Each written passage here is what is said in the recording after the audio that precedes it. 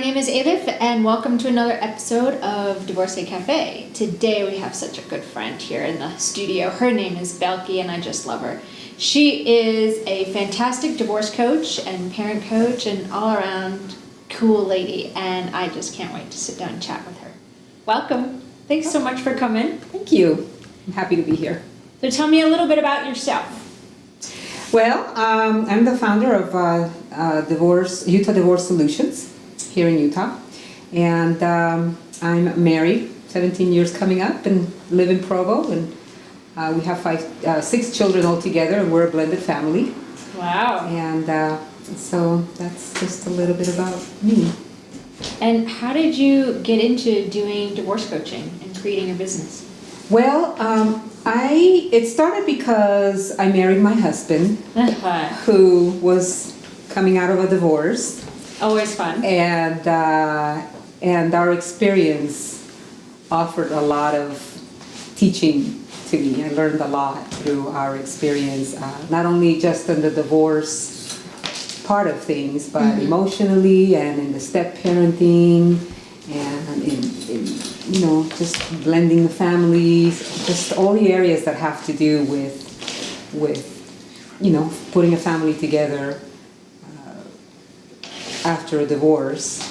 And then I just learned a lot from my own experience with that. And then later on, more recently, my son had a child with a girlfriend, and we had to do a lot of the divorce thing with him. It wasn't the divorce, but the same themes, the same kinds of things you deal with, because you still have to share this one child. And so I learned all of that. And then I started a group on Facebook, which quickly, and I was looking for support for myself and for my son, but it turned into this big, lots of people just came because they needed the support. They need it. And through them, through those experiences, I've just helped a lot of them in different stages. And then I even became a chair member of an organization called National Parents Organization. Yeah, I've read that. It's a good organization. So I'm a board member there, helping to change change laws that are not working for the divorced families. What are some of the experiences when you were going through your divorce and your current husband's experience in divorce that really anchored in different ways of, oh yeah, you know what, if I knew how to do this, or that really helps me see another point of view to help another client? Are there, excuse me, a few instances that you can think back on of, wow, that experience and going through really helped me into helping other people?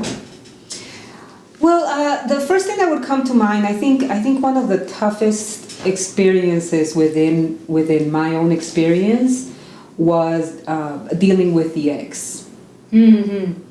Yes. That was just, it was just really difficult, because, and I didn't understand a lot of what, I could say that I didn't understand a lot of what I understand today. I think I made quite a few mistakes then, because I wasn't aware and I didn't know how it was affecting everybody, kind of a thing,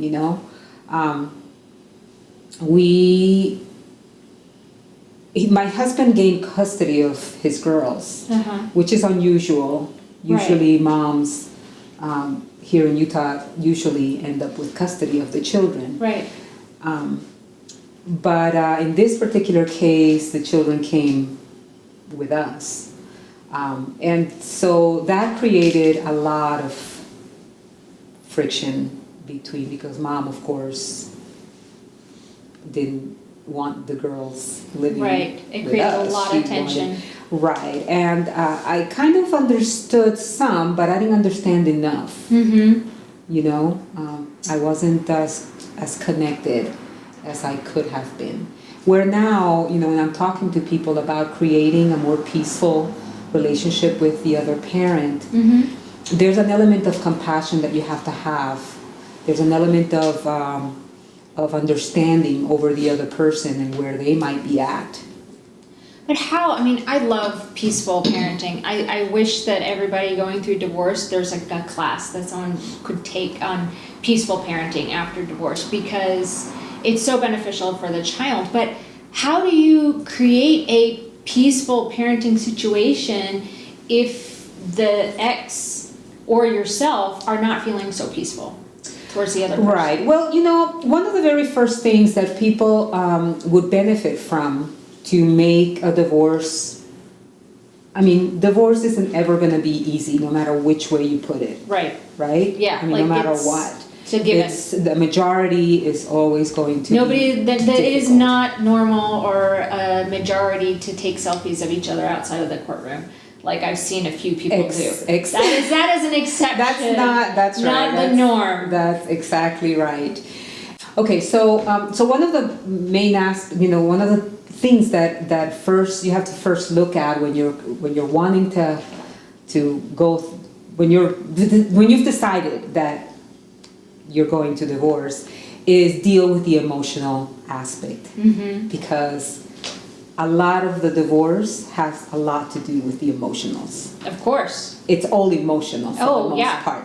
And this emotional part doesn't allow for you to be able to make decisions and that are important in a way that would be beneficial. Yeah, to all. emotions are high and your intellect is low. Yes. And, of course, there's a lot of things to look at when you're divorcing, because obviously you didn't divorce because you were getting along. Right. Right? And things were going wonderful.